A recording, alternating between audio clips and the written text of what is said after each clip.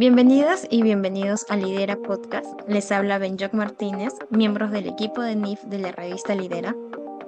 Y Eduardo Dave, miembro del equipo de NIF de la revista Lidera. En este episodio conversaremos con Óscar Díaz Becerra, magíster en Contabilidad de Gestión en la Universidad Nacional Mayor de San Marcos, contador público y bachiller en Ciencias Administrativas de la PUC. Asimismo, profesor ordinario en la categoría de asociados de la Facultad de Ciencias Contables de la PUC, quien el día de hoy nos hablará acerca de las modificaciones de la NIC 1. En primer lugar, ¿nos podría comentar sobre su experiencia laboral? Bien, buenas tardes. En primer lugar, agradecerles por esta invitación para participar en este espacio a cargo del grupo de Lidera de la revista que ya está consolidándose académicamente a nivel de la universidad y en general en el medio académico. Bien, como ustedes han mencionado, bueno, tengo una formación en contabilidad, estudié en la PUC cuando la facultad tenía las carreras de administración y contabilidad, por eso es que soy bachiller en ciencias administrativas, ya posteriormente contador público por la misma PUC. Y bueno, mi experiencia en un inicio ha estado centrada básicamente en el ámbito profesional, desempeñado como contador general, asesor contable en empresas tanto nacionales como extranjeras durante varios años. Poco a poco me fui invitado para dictar algún curso en nuestra querida facultad y poco a poco me fueron tentando asumir más cursos hasta convencerme para entrar a tiempo completo. Y bueno, desde ahí ya son aproximadamente 27 años desde que empecé a dictar como profesor por horas, generalmente en el área de contabilidad financiera, análisis financiero, lo cual me ha vinculado mucho con el tema académico y sobre todo sin desvincularme con la parte profesional. He tenido la oportunidad de ser coordinador de la sección de contabilidad en el departamento académico, posteriormente jefe del departamento académico de ciencias administrativas y en 2 periodos decano de la Facultad de Ciencias Contables en la PUC. Actualmente estoy solamente como profesor a tiempo completo, subiendo, digamos, la carga académica, actividades de investigación. Tengo cerca de 60 artículos publicados en revistas extranjeras, también nacionales, arbitradas, indexadas. Y bueno, estoy como director nacional por Perú ante la Asociación Interamericana de Contabilidad, que es la máxima institución a nivel de América que agrupa a profesionales de las ciencias contables en los diversos países, en 2 periodos, ¿no? Del 2016 al 2021 y bueno, estoy en este año terminando un segundo periodo. También estoy como presidente de la Asociación Iberoamericana de Control de Gestión, AICOGestión, presidente como del capítulo peruano, ¿no? Porque esta es una asociación iberoamericana con sede en España a través de la Universidad de Valencia, mucha vinculación con el tema iberoamericano. Nosotros soy miembro numerario de la Asociación Española de Contabilidad y Administración, AECA. He sido director de la revista Contabilidad y Negocios desde su fundación en el año 2006 hasta el 2021. Actualmente director de la revista La Junta, que es la revista de innovación e investigación contable de la Junta de Decanos de Colegio de Contadores Públicos y miembro del Consejo Normativo de Contabilidad también en un segundo periodo que debe estar finalizando el próximo año, ¿no? Todo esto me ha llevado a una vinculación muy estrecha con el tema normativo, sobre todo en la parte de la contabilidad financiera, del tema de las NIF. A través del Consejo Normativo estamos trabajando ya hace 2 años aproximadamente un proyecto para consolidar el tema de la aplicación de las NIF y sobre todo darle más fuerza a las NIF pymes, que son las que, digamos, no se aplican en nuestro país cuando el número de empresas a las que estaría orientado es el más grande, ¿no? Pero bueno, son desafíos que hemos ido asumiendo en el ámbito normativo. Estamos trabajando en todo ello, ¿no? Y respecto a su amplia experiencia en dicha área, ¿nos podría explicar brevemente cómo es el proceso de modificación en las NIC y NIF? ¿Por qué se realizan dichas modificaciones? Bien, yo partiría acá brevemente, sin extenderme mucho, primero cómo surgen estos estándares internacionales, ¿no? En la década de los 70 se empieza a consolidar un proceso de globalización económica, de cambios sustanciales en la economía, en el comercio internacional, la apertura de fronteras. Las empresas empiezan a traspasar sus fronteras y empiezan a comercializar sus productos, ya no a nivel local, sino a nivel ya internacional.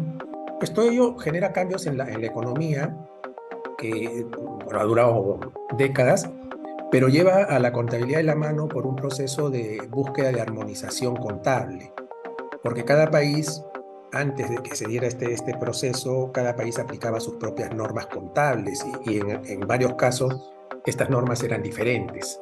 Digamos, Holanda aplicaba sus propios principios contables, España sus propios principios, Estados Unidos también los principios de contabilidad generalmente aceptados en Estados Unidos, y así cada uno, ¿no? Entonces, al haber diferencias entre ellos, y hablando de un proceso de globalización económica donde las empresas empiezan a difundir su información financiera, esta ya no es comparable, ¿no? Al ser preparada en función a diversos estándares. Es así que surge este modelo inicialmente como normas internacionales de contabilidad, que actualmente las conocemos pues, como normas internacionales de información financiera. Pues este proceso de emisión y modificación de los estándares internacionales está a cargo del Consejo de Normas Internacionales de Contabilidad, el IASB. Tenemos acá el respaldo de la Fundación IFRS.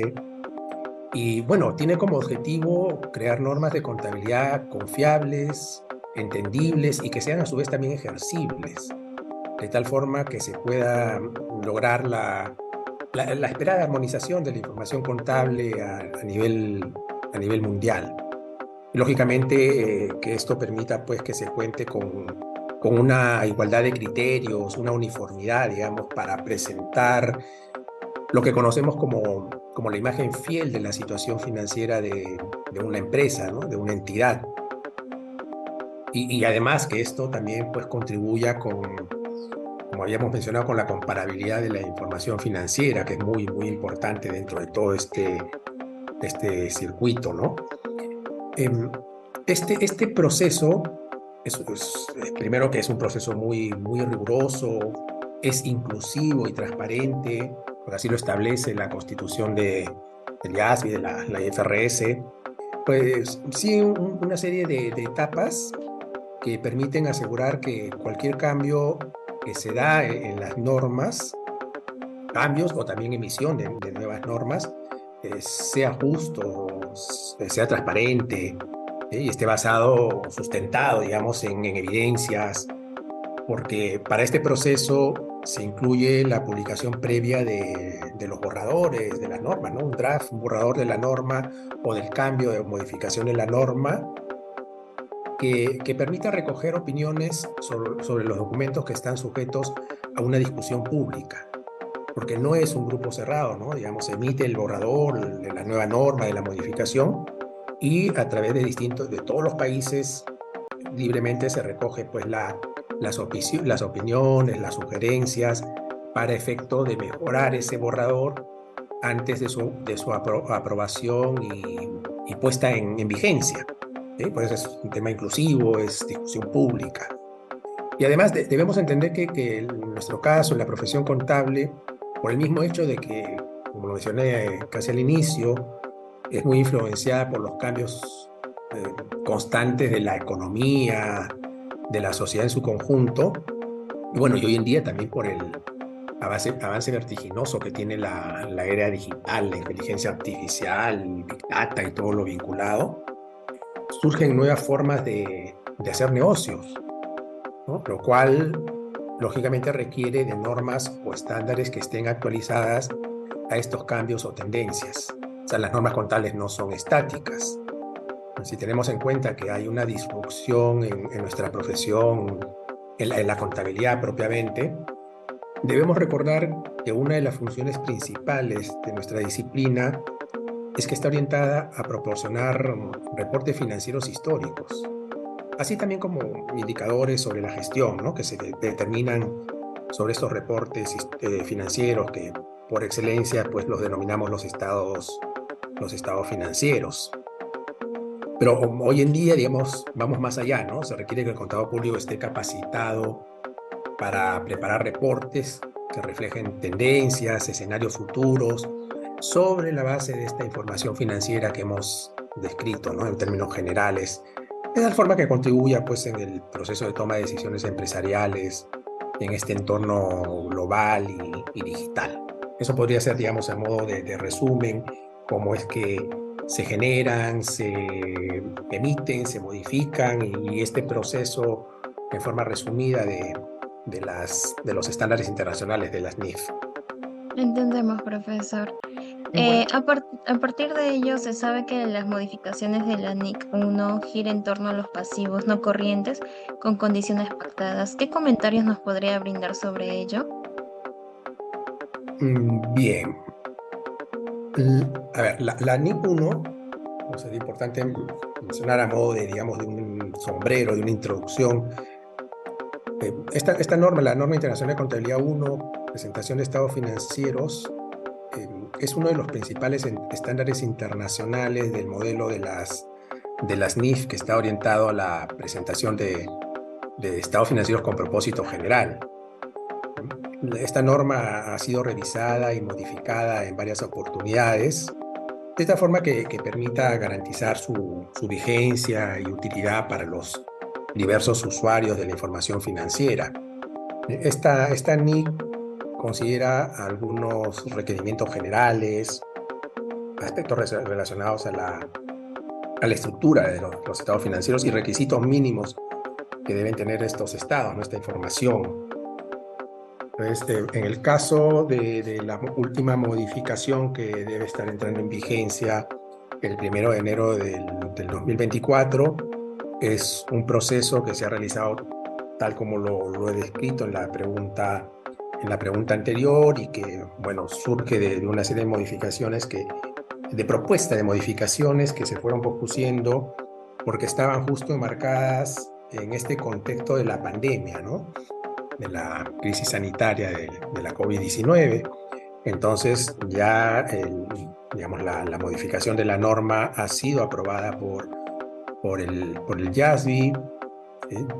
Reitero, entra en vigencia el 1 de enero del 2024 y considera algunos cambios que podríamos describir luego en forma general.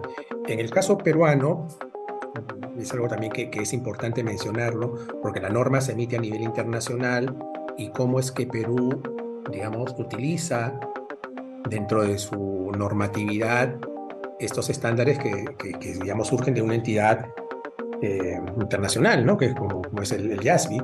Pues en nuestro caso, desde el año 98 se aplica obligatoriamente las NIF para la preparación de la información financiera de los estados financieros, de acuerdo a lo que establece el artículo 223 de la Ley General de Sociedades, con una serie de modificaciones. Incluso acá podríamos mencionar que como hay una serie de aspectos de cuestionamiento respecto a la vigencia legal de estas normas en nuestro país, ya en el decreto legislativo 1438 que actualiza el Sistema Nacional de Contabilidad, ahí se menciona en forma explícita que los estados financieros de las empresas privadas se prepara de acuerdo a las normas internacionales de información financiera. Eso es nuestro marco legal y es el Consejo Normativo de Contabilidad el que aprueba.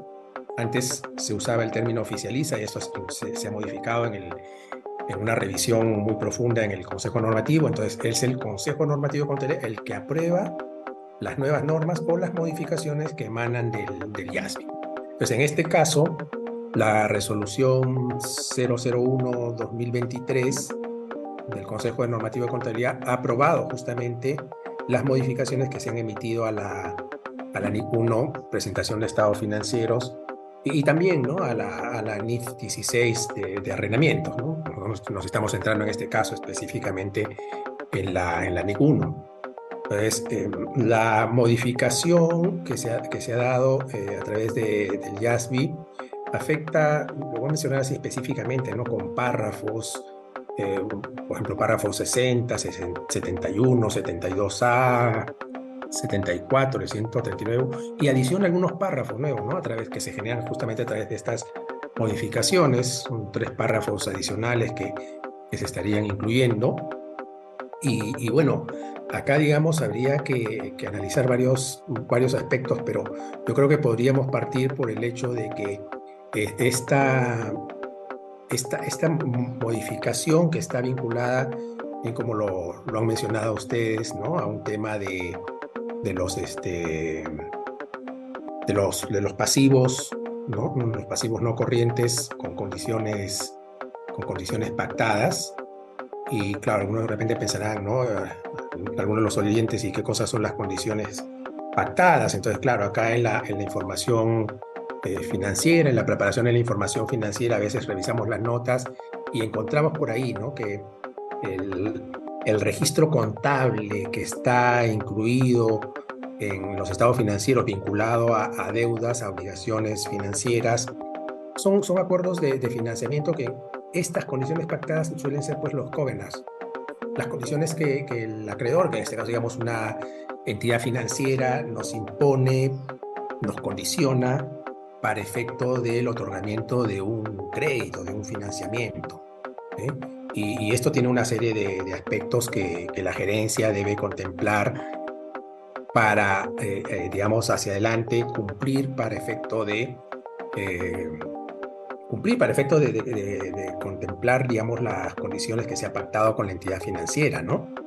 Entonces, acá en este caso hay que revisar y evaluar justamente con las modificaciones del ANI 1 eh, los cumplimientos futuros de estos covenants, de estas condiciones pactadas, para ver si de repente la deuda que aparece por pagar en nuestros estados financieros, esta obligación que se presenta en el plazo corriente o no corriente, ¿no? Como un pasivo corriente o no corriente. Entonces, los encargados de la gestión, de la alta gerencia y las personas a las que les compete tienen pues que utilizar los datos financieros a la fecha de cierre de los estados financieros o del periodo que se informa, como se suele utilizar, ¿sí? Para evaluar justamente estas condiciones pactadas, ¿no? Entonces, digamos, para que, de acuerdo a lo que está, digamos, estableciendo esta norma, para que una deuda que está sujeta justamente a estas condiciones, a un covenant, por ejemplo, se presente en el pasivo no corriente, la organización, la empresa o la entidad, como solemos llamarlo, tiene que tener un derecho para diferir ese pago, ¿no? O sea, para que se presente como un pasivo no corriente. Entonces, en el caso de la modificación, justamente se pretende aclarar, en el caso de la modificación de la NIC 1, aclarar este concepto, ¿sí? Para añadir que si una entidad no tiene, o si bien el pasivo puede exigirse por el acreedor, por la contraparte, en forma inmediata en los próximos 12 meses al cierre del periodo sobre el que se informa, y si de repente hay incertidumbre para que se produzca pues de repente un resultado o hecho futuro, una ocurrencia que pueda darse pues en forma imprevista, y por lo tanto el objetivo del JASB es aclarar pues si ese hecho futuro o resultado puede estar influenciado por la entidad sin que se lo controle, ¿sí? Y por lo tanto puede influir en sus ingresos a pesar de que no los controla, ¿no? Entonces, digamos acá, las entidades van a tener que presentar de forma separada dentro del pasivo no corriente deudas que tienen condiciones en los próximos 12 meses. Por tanto, el JASB justifica dentro de estos cambios la decisión de que los usuarios puedan identificar, cualquiera de los usuarios puedan identificar qué deudas del pasivo no corriente, de estas obligaciones no corrientes, podrían convertirse en exigibles en los próximos 12 meses. Claro, pues si estamos hablando que son deudas del pasivo no corriente, se entiende que son exigibles de acá después de 12 meses, ¿no?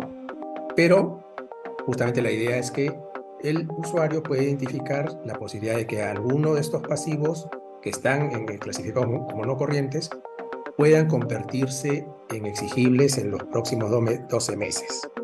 Y lógicamente esto serviría pues como una especie de alerta, de llamada de atención para que los usuarios busquen pues dentro de las notas este desglose, esta información que podría ser más relevante para una mejor presentación en el pasivo no corriente, ¿no? Tener una mayor garantía del que pasivo no se puede exigir por un tema de incumplimiento de covenants, ¿no? Acá, por ejemplo, podríamos mencionar, digamos, esta modificación al párrafo 72A, ¿no? En el párrafo 72A, digamos, a ver, de repente lo menciono textualmente, acá está el derecho de una entidad a diferir la liquidación de un pasivo por al menos 12 meses después del periodo sobre el que se informa debe tener fundamento.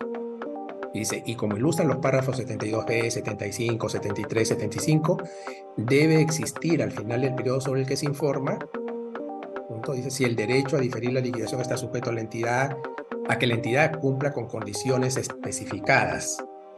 Dice, el derecho existe al final del periodo sobre el que se informa solo si la entidad cumple con dichas condiciones.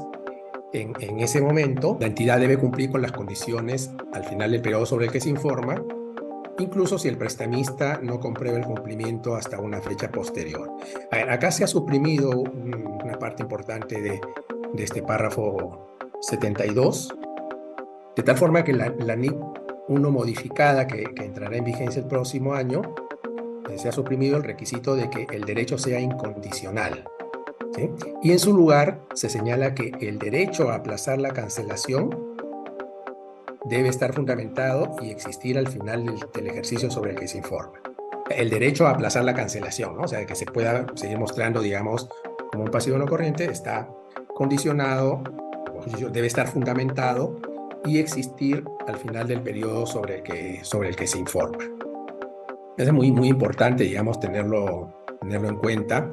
Y claro, eso va de la mano también con la modificación que se realiza sobre, digamos, tenemos acá en el 72b, en la norma que tenemos actualmente en vigencia, la NIC 1 vigente, las compañías clasifican un pasivo como no corriente si tienen derecho a aplazar su cancelación durante al menos 12 meses a partir del final del ejercicio sobre el que se informa, ¿no? O sea, si tienen ese derecho, que es, digamos, está pactado, está a nivel contractual, entonces, digamos, ellos pueden, digamos, aplazar la cancelación durante 12 meses posterior se entiende al vencimiento, ¿sí? Lo clasifican como un pasivo no corriente.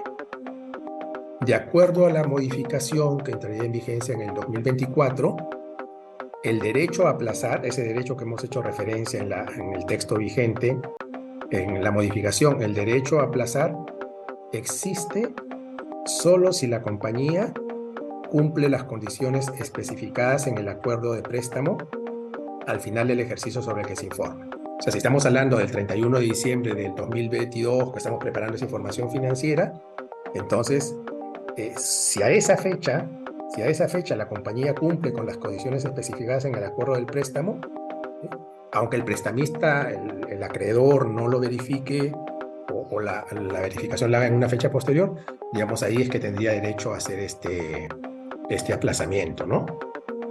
Entonces, podríamos de repente, quizás para entenderlo un poco mejor, de repente un ejemplo que nos aclare de una manera más didáctica este tipo de modificaciones. Pasaría, por ejemplo, si una empresa X, no nos interesa el giro, la actividad, simplemente una empresa peruana tiene un préstamo, digamos, a un plazo de 8 años. Ha adquirido un préstamo a un periodo de 8 años.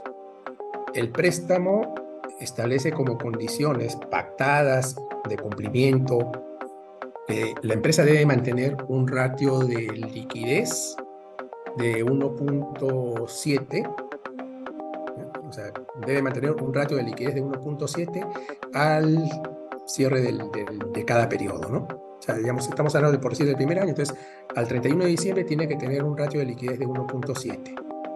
Y para el primer semestre del año siguiente, la empresa debe mantener un ratio de liquidez de 1.8, digamos, ¿ya? 1.7 y 1.8. Estos datos que acabo de mencionar se supone que está pactado. En caso de incumplimiento, el pasivo se convierte en exigible de manera inmediata. O sea, el acreedor, digamos la entidad financiera, el prestamista, podría exigir en forma inmediata que se le pague, a pesar de que estamos hablando que es un préstamo, dije, a 7, 8 años. Entonces, si se incumplen estas condiciones que se han pactado, podría exigir el pago inmediato, ¿no? Lo cual ya dejaría de ser una obligación no corriente. Entonces, ¿qué pasaría, por ejemplo, si al 31 de diciembre se realiza el análisis y la evaluación de la información financiera? Se entiende que el préstamo ha sido solicitado antes, están vigentes las condiciones pactadas, y si el préstamo ha sido, digamos, al cierre del ejercicio, para realizar la evaluación, se tiene como resultado un ratio de liquidez. A ver, habíamos dicho que lo pactado es 1. Voy a replantearlo ahorita, porque de repente no me voy a haber confundido con los datos, ¿no? Vamos a suponer que el compromiso pactado es que al cierre del año el ratio de liquidez sea de 1.5 y al primer semestre del año siguiente sea de 1.8.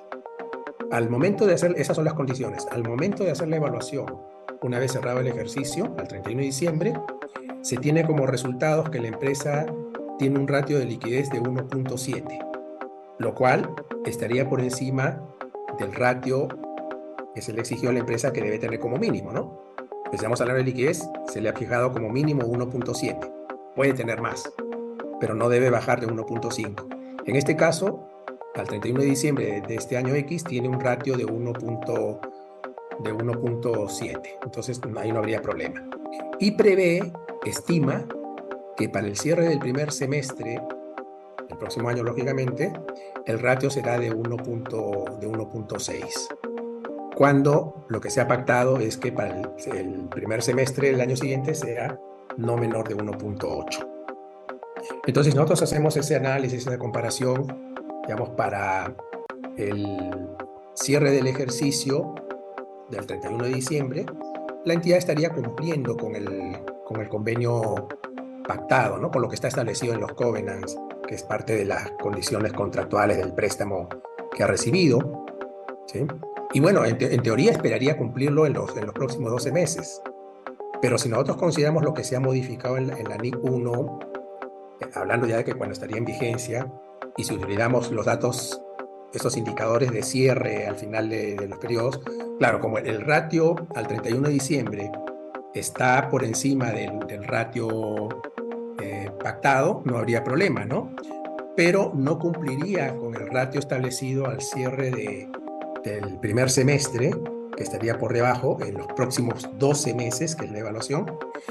Por lo tanto, en este caso se podría interpretar que la deuda se presentaría pues, como un pasivo a corto plazo, como un pasivo corriente, ya que ya no como deuda de largo plazo, ¿no? Por el incumplimiento proyectado de los covenants, ¿no? Es más o menos, digamos, un ejemplo a modo muy, muy sencillo para tratar de entender cómo es que podría, digamos, funcionar todos estos cambios en función a esa modificación que les he mencionado. Pero bueno, los cambios, claro, si bien buscan tratar de mejorar la uniformidad de la aplicación en la presentación y determinar de una forma más clara los requisitos a la hora de determinar si el pasivo es corriente o no corriente, ¿no? Digamos, ese sería el trasfondo. Pero hay que tener muy bien claro pues, que acá hay una revisión exhaustiva, analítica, de estas condiciones pactadas que son los covenants que una compañía debe cumplir a la fecha de presentación de los estados financieros y que podrían afectar la clasificación de un pasivo como corriente o no corriente, ¿no? Pero acá también hay que tener algo en cuenta para no entrar en confusión, ¿no? Los compromisos, los covenants que la con los que la compañía debe cumplir después de la fecha de presentación, o sea, decir, digamos, a nivel de convenios futuros, estos no afectan la clasificación de un pasivo a esa fecha, ¿no? Si se trata de estos de convenios futuros, no los tendríamos que considerar. Ahora, en estos cambios también entra el tema de lo que está referido a revelación, ¿sí? Tema de divulgar, digamos, en forma más transparente, adecuada.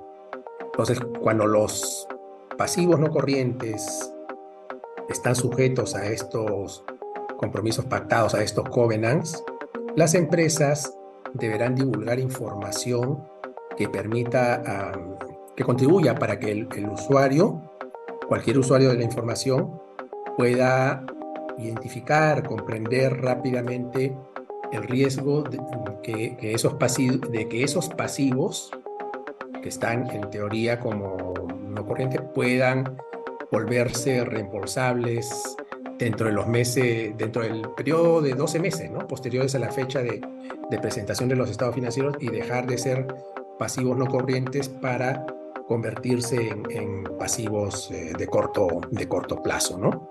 Digamos eso, digamos, en términos generales. Creo que algo de lo que podría serles útil para tratar de aclarar el objetivo de estas modificaciones a la NIC 1 de pasivos no corrientes con condiciones pactadas. Y por ahí en algunos casos hay estudiantes que me preguntan, pero ¿qué cosas son las condiciones pactadas, no? Claro, digamos, ya cuando están en niveles más avanzados ya llegan a entender fácilmente estas condiciones pactadas como covenants, como tema de compromisos que se han establecido en el contrato entre una entidad y una institución financiera o un prestamista en general. Espero que esto haya sido útil en forma resumida, rápida, para efecto de comprender, ¿no? Todo ese proceso y sobre todo la antesala de por qué, cómo es que se realiza este proceso, y por qué el Consejo, por qué el IASB en un inicio presentó este proyecto que ya está plasmado en una norma. Y bueno, pues no, o sea, el fin de aclarar esos aspectos en la forma en que las entidades deben clasificar los pasivos corrientes o no corrientes, y también evaluar si tiene el derecho a diferir la liquidación de un pasivo cuando ese derecho está sujeto al cumplimiento de estas condiciones que hemos mencionado como condiciones pactadas. Entendemos, profesor. Muchas gracias por el detalle brindado. Párrafo 72, con menciones en las clasificaciones de los pasivos corrientes, ¿no? Derivados de acuerdo a los préstamos no corrientes. Y consideramos que esta información nos va a ayudar a entender de mejor manera las modificaciones que se están dando en la NIC 1. Por último, queríamos saber si podría comentarnos solo brevemente otro cambio que haya habido en la NIC 1 que usted lo considere relevante. Bueno, lo que les había mencionado, que estaba en relación justamente a este tema de revelación, o sea, no solamente el hecho de esta evaluación donde, digamos, he centrado la explicación en el sentido de que debe evaluarse, digamos, si la entidad tiene ese derecho a diferir la obligación entre los 12 meses siguientes a la fecha del periodo que se informa, sino yo considero que es algo, digamos, también tan relevante como esto es el tema de la revelación, porque aún sin la modificación de la norma, tenemos un problema en general en la preparación de la información financiera en general, no solamente hablando de la NIC 1, respecto a la revelación de información. Pero cuando nosotros revisamos estados financieros, y por ejemplo, si revisamos estados financieros de empresas supervisadas por la SMB, que entenderíamos que es los estados financieros de mejor calidad por ser auditados, por ser presentados a la SMB y ser supervisados, pero nos encontramos pues que en la práctica, en algunos casos, en varios casos, el nivel de revelación de información no es el adecuado, lo cual no contribuye con la calidad de la información financiera y la transparencia, ¿no? Sobre todo al usuario. Entonces, es muy importante tener en claro este tema de una revelación adecuada y suficiente, no de abarrotar, digamos, con una serie de datos que a veces pueden ser irrelevantes, como sucede en algunas notas, pero sí de información cuantitativa y cualitativa que nos permita, digamos, comprender claramente algún aspecto de lo que está en los estados financieros. Entonces, si lo vinculamos con el caso de estas modificaciones en la NIN 1, como habíamos mencionado, ¿no? Cuando los pasivos no corrientes se encuentran sujetos a estas condiciones pactadas, que están sujetas a estos covenants, es importante que las empresas revelen de manera adecuada, o sea, divulguen información adecuada que permita a los usuarios a comprender, como había dicho, ese posible riesgo de que esos pasivos no corrientes sí, esos pasivos no corrientes, esas obligaciones no corrientes,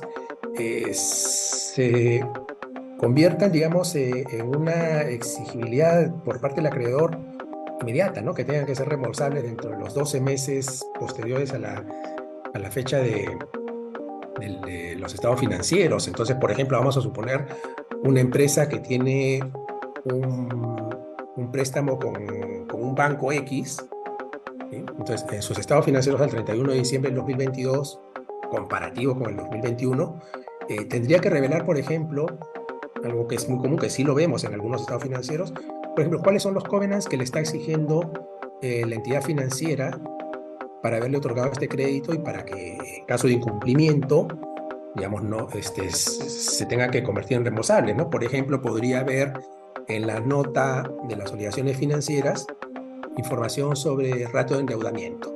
Pues podría indicarse ahí, ¿no? Que la empresa se compromete a mantener un ratio de endeudamiento que sea menor a 2.3, por decirlo, ¿no? En este cálculo de ratio de endeudamiento que considera la deuda total, ¿sí? Entonces, eh, debería revelar, esa es, digamos, la condición pactada, debería revelar cuál es el ratio de endeudamiento al 31 de diciembre del 2022 y al 31 de diciembre del 2021. De tal forma que el usuario observe si la empresa está cumpliendo, no solamente en el año actual, ¿no? Digamos en el comparativo, si está cumpliendo con estas condiciones pactadas, con estos covenants. Podría haber también otro tipo de indicador, como había mencionado en el ejemplo, ¿no? El ratio de liquidez. ¿Cuál es el ratio de liquidez mínimo que debe mantener la empresa? Pues la entidad financiera lo que va a tratar es justamente de que la empresa mantenga niveles de liquidez y solvencia adecuados para no incurrir en una situación en que no pueda cumplir con el pago de las obligaciones, ¿no? En muchos de los estados financieros que yo he podido observar y que utilizo constantemente, sobre todo en el curso de evaluación de la información financiera, en este caso en las obligaciones financieras, los covenants más comunes que aparecen son justamente el ratio de liquidez general y el ratio de endeudamiento. Y en algunos, solamente las empresas revelan cuál es la condición pactada, cuál es el covenant que le exige la entidad financiera, pero no muestran cuál es el resultado que tienen. Claro que de repente si el usuario conoce de la forma de determinar los indicadores podría hacerlo, pero digamos una forma más transparente, más clara de divulgar la información sería poner la condición pactada, el covenant pactado, cuál es el covenant y cuál es el indicador que ha obtenido, digamos, si estamos hablando del 2022, al 31 de diciembre del 2022 y al 31 de diciembre del 2021. O sea, este aspecto de revelación que también está contemplado, digamos, dentro de la norma, yo considero que es también muy, muy importante, ¿no? Muchas gracias, profesor, por acompañarnos en esta edición del podcast académico. Este fue un episodio más de Lidera Podcast. Recuerda que también nos pueden encontrar en Instagram, Facebook, LinkedIn, YouTube, Spotify como Revista Lidera. Gracias por escucharnos y hasta un próximo episodio.